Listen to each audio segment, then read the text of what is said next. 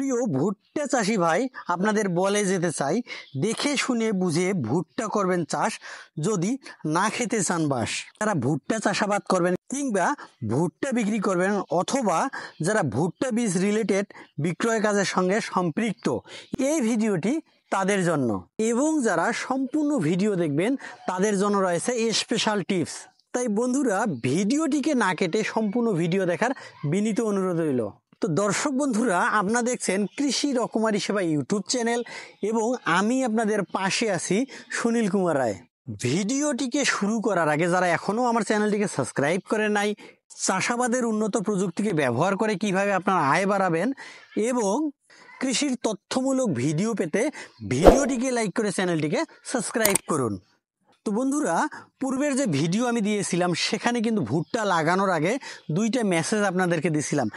এক নম্বর মেসেজ দিয়েছিলাম, ভুট্টার বীজ আপনি আগেই কিনে রাখুন, এবং দ্বিতীয় যে বিষয়টি হচ্ছে, ভুট্টার বীজ কেনার পরে কমপক্ষে 100 পিস ভেজা বালুতে জার্মিনেশন টেস্ট দিন।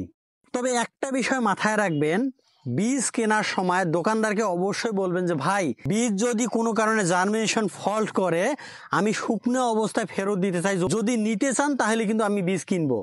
এই কথাটি বলে অন্তত বীজ কিনবেন। প্রয়োজনে তার কাছে মেমো করে নেবেন। যদি ভেজা বালুতে জার্মিনেশন অর্থাৎ হচ্ছে গজানোর হার 90%-এর উপরে হয়, তাহলে অবশ্যই আপনারা সেটা লাগাতে পারেন।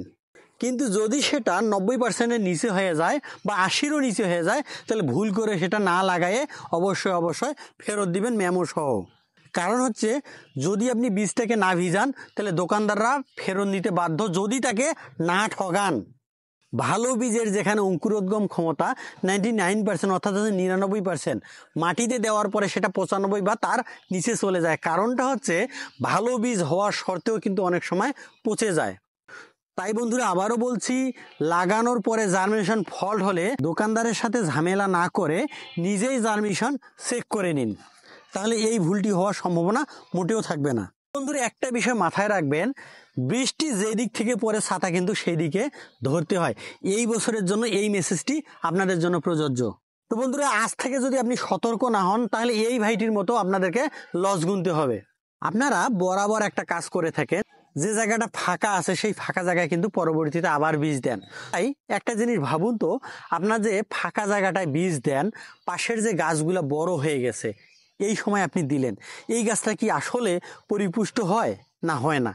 খাদ্যের প্রতিযোগিতায় কিন্তু টিকতে পারে না, ফলে গাছটা কিন্তু কি হয়, চিকন হয় এবং মোচাগুলোও ছোট ছোট হয়। যদি খারাপ জার্মিনেশন বীজ আপনি লাগান, তাহলে দেখেন সার একই দিতে হবে, সেচ একই দিতে হবে, যত্ন একই করতে হবে, কিন্তু শুধুমাত্র একটা খারাপ বীজ হওয়ার কারণে ফলন কিন্তু অনেকটাই কম পাইলেন। তো বন্ধুরা, আপনাদের জন্য রয়েছে বোনাস টিপস হাতে পাওয়ার আগে যারা এখনও আমার চ্যানেলটিকে সাবস্ক্রাইব করেন নাই, কৃষির এরকম তথ্যমূলক ভিডিও পেতে ভিডিওটিকে লাইক করে চ্যানেলটিকে সাবস্ক্রাইব করুন। এই ভিডিওটি কেমন লেগেছে এবং কৃষির কোন বিষয়ের উপর আপনি ভিডিও দেখতে পছন্দ করেন, অবশ্যই কিন্তু কমেন্টে জানাবেন।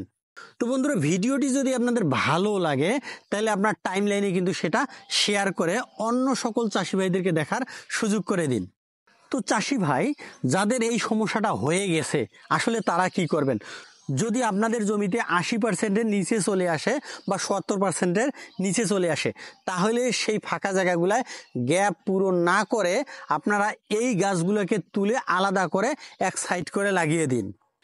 এই কাজটির জন্য আপনাদের গাছের বয়স হতে হবে 18 থেকে 20 দিন, এবং মাটিটাকে হালকা কাদা করবেন, অর্থাৎ হচ্ছে কাদা নয়, কাদা কাদা ভাব, যেন গাছের শিকড় সহজে রস গ্রহণ করতে পারে।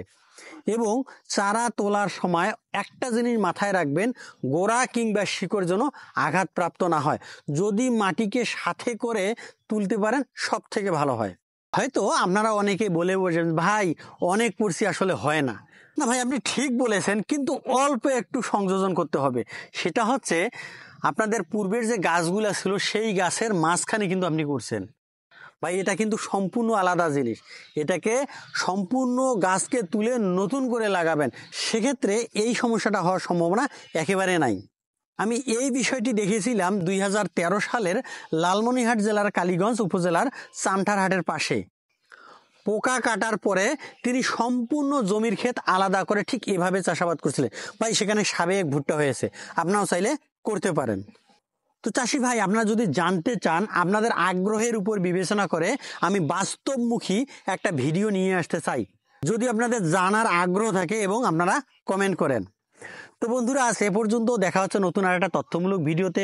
সে পর্যন্ত ভালো থাকবেন, সুস্থ থাকবেন, শুভকামনা রইল।